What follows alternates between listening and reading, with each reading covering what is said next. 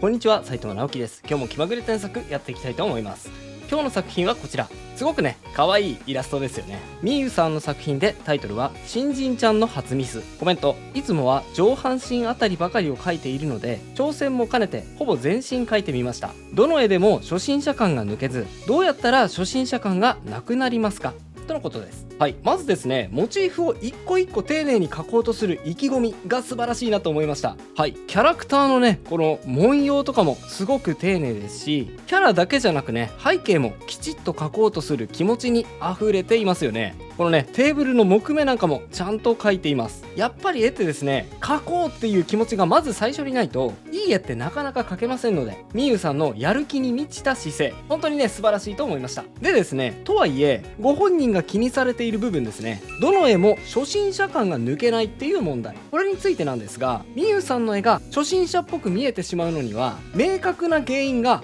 3つあるんです。その3つが全然意識できていないので、みゆさんの絵は初心者っぽく見えてしまっているんです。はい、どこに3つのポイント隠れているでしょうか。この動画を見ている皆さんもですね、今回僕が紹介する3つのポイントを押さえていただくことで、一気に初心者チックな絵を卒業するためのきっかけにしていただけると思います。ぜひ最後までお付き合いください。それでは早速いってみましょう。はい、それではもう早速最初の1つ目のポイントをお伝えしちゃいます。この絵が初心者っぽく見えてしまっている原因は、黒いものが画面の下の方にあるからです。はい、このテーブルですね、これがいけません。みゆさんはおそらく、お店だったらこの辺にテーブルあるはずだよねって考えてテーブル置いたと思うんですが、黒くて重たそうなものが画面の下にあるだけで、なんというかね、めっちゃつまらない絵に見えてしまうんですよね。なのでまずはこのテーブル消します。はい、消しました。これだけでも随分重々しさが消えたと思うんですが、まだね、僕としては不十分です。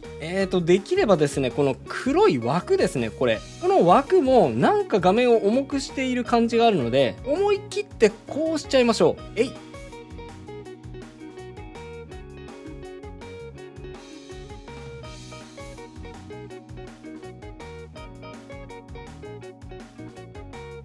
はい、背景をですね、上下反転させちゃいました。上下反転したことで地面ではなく天井が見える形になりましたね。はい、ここでね、なんでこんな修正を加えたのか解説するとですね、黒い色、濃い色が下に来ると、それは安定を意味するんですよ。安定。黒い色って、感覚的には重たい感じがするじゃないですか。それを下に置くと、なんとなくね、描き手としては安心するんですけど、この絵って新人ちゃんが転びそうになってミスしそう、ハラハラっていう絵ですよね。そういう内容なのに安定を連想させてしまう色使いをしてしまうと、あれ、なんかちぐはぐで初心者っぽいなって思ってしまうんですよね。それがこうした理由ですね。さあ、続きやっていきましょう。次はこうです。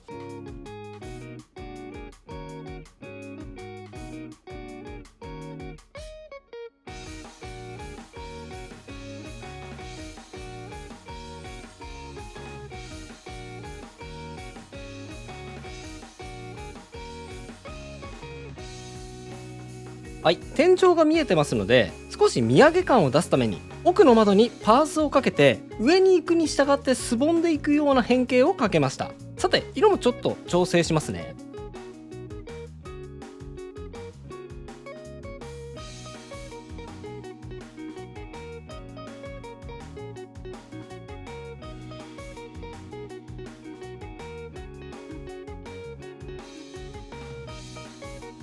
はい、こんな感じです。で、ここで初心者っぽく見せないためのポイント2つ目です。初心者がやりがちな失敗として、このですね、顔の近くの背景に黒を使ってしまうっていうのがあります。はい、この窓枠ですね、これがですね、結構致命傷です。というのは、黒ってめっちゃ目立つ色なんですよ。目立つので顔の近くに置いてしまうと、キャラクターを差し置いてね、俺を見ろってものすごい出しゃばってしまうんですね。特にこの場合は窓の外は明るくて、で窓枠が黒っていうコントラストがものすごくついた状態での黒です。こうなるとですね、この窓がキャラクターよりも目立ってしまうので、そうならないために窓枠を光で包んであげて、もともと黒なのかもしれないけど光の影響で鈍い黄色寄りのグレーになっているぐらいにした方がいいと思います。これでね、素直に顔に目がいくようになりましたよね。さて、さっきちょっと消しちゃったものを元に戻しますね。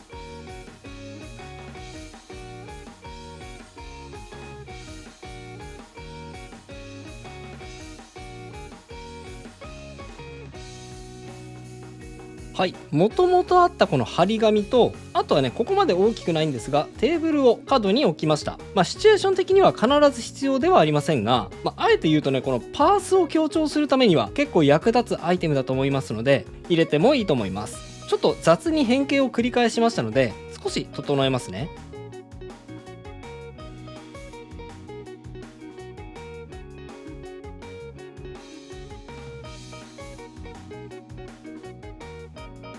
はい、そしたら次にキャラクターの添削に移っていきましょうか。で、ここで最後のポイントです。この絵が初心者っぽく見えてしまうのは、キャラをずっこけさせるためにキャラ自体を傾けてしまっているからです。はい、このキャラなんですけど、このね、キャラの中心線を単純にこうグイッと傾けて、はい、ずっこけてますよってしてますよね。これですね、アニメーションでやるならこれでいいと思うんですよ。分かりやすいですからね。でもイラストってですね、たとえどんなシチュエーションであっても、そのイラスト自体はかっこよくなければいけません。ですね、これちょっと説明しづらいんですけど、みゆさんの絵は状況の説明としては完璧です。キャラが傾いているからずっこけているよね。これは見ている人には完璧に情報が伝わっているので、そういう意味では第一段階クリアしています。ですがイラストってですね、もうちょっと上のハードルもあって、状況が分かりやすく、かつ可愛い、かっこいい、見栄えがいいっていう、そういうハードルもあるんですよ。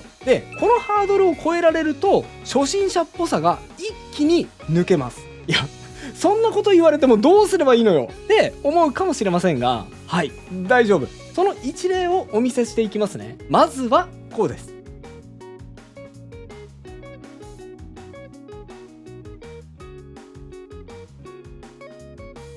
はい、キャラの角度、せっかくね傾けてくれていましたが、これも起こしちゃいました。なんでキャラクターを起こしたら不安定な感じしなくならないって思うかもしれませんが、これね大丈夫なんですよ。なんでかっていうと、もう気づいた人もいるかもしれませんが、僕ですね、さっき背景を修正する時に意図的に壁をぐいっと傾けたんです。つまりですね、キャラを傾けなくても背景を傾けてしまえば不安定さって演出できちゃうんですよ。それだけで背景で不安定さを表現しつつ、キャラは画面の中央に見栄えのするポーズで配置してあげる。こうすることでキャラの見栄えと不安定な動き、その両方を両立できるってわけなんです。これすごいでしょ。さあ、ここからは背景の煽り構図に合わせてキャラの角度を変えていくので、結構ね印象が変わっていくパートです。見逃さないでくださいね。まずは向かって左側のこのせいろ、これがですね上の面が見えていると煽りに見えないので、無理やりこうしちゃいます。はい、上下反転しただけなんですが、これだけでね煽り構図に見えますよね。はい、周辺も整えていきますね。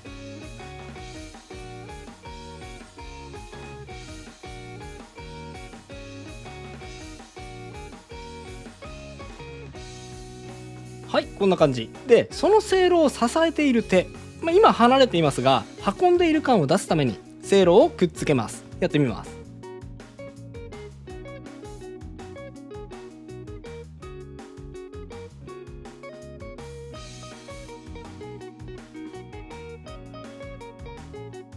はい、こんな感じです。次に腕をちょっと上に上げたりしたので、胴体との整合性が取れていませんよね。胴体も調整してみましょう。やってみます。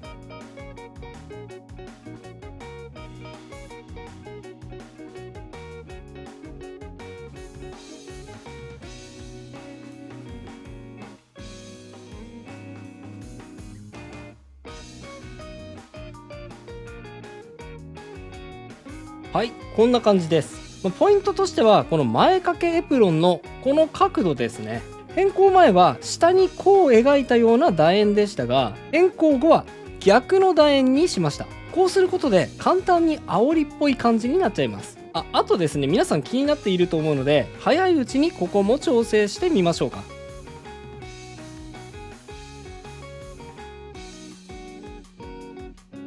はい、目線ですね。うわー落ちるっていう時に、違うとこ見ているととんでもない違和感なので、肉まんが乗っているせいろに目線を投げかけましょう。画面上でキャラが最も興味を抱いているものに目線を投げかけるのは基本中の基本ですね。さて、向かって右側のせいろと肉まんも同じように調整します。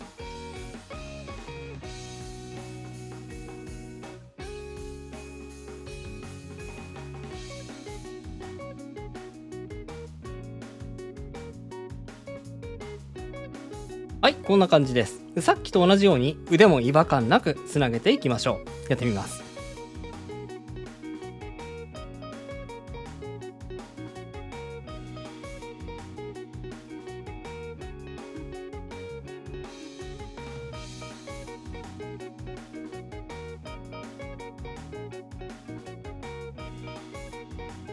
はい、こんな感じです。上半身が大方調整できたので、次は下半身も調整していきましょうか。スカートがね、まだ上から見ているような角度になっているので、スカートも変更していきます。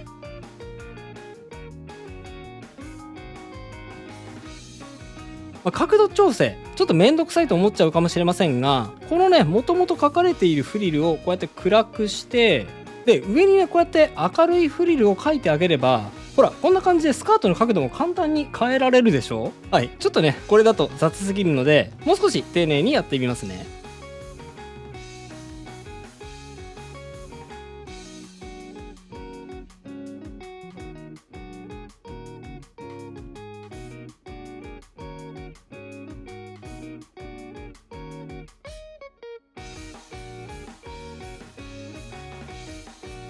はい、こんな感じです。あとは前掛けのエプロンも少しはためいているように調整します。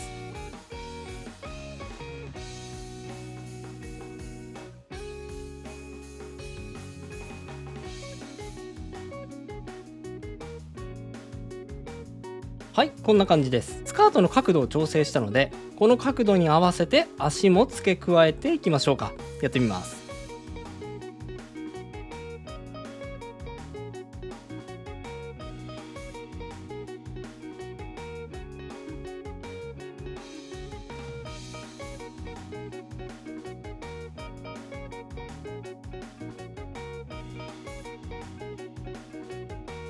はい、こんな感じです。足はですね、横角度じゃなくて奥に向かって曲がっているのを描くのは少し難しいかもしれませんが、こんな風にしてあげると動きも感じられていいかもしれません。あとは調整でちょっと消えてしまったツインテールも描き加えていきましょうか。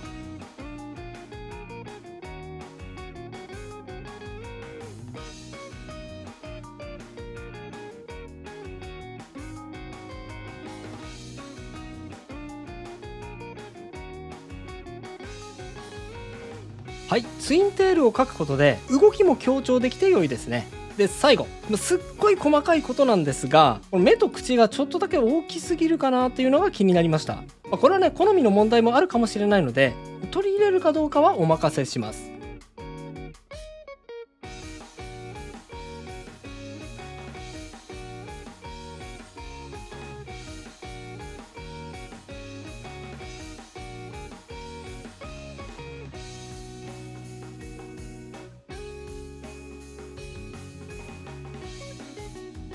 はい、こんな感じです。そしてもう最後の仕上げです。だいたい出来上がったんだけど、ちょっと空間が空いて寂しいなっていう時には、もしかしたらやりすぎかもしれないんですけども、落っこちそうな肉まんをですね、思い切って落っことしてみちゃうっていうのもありですね。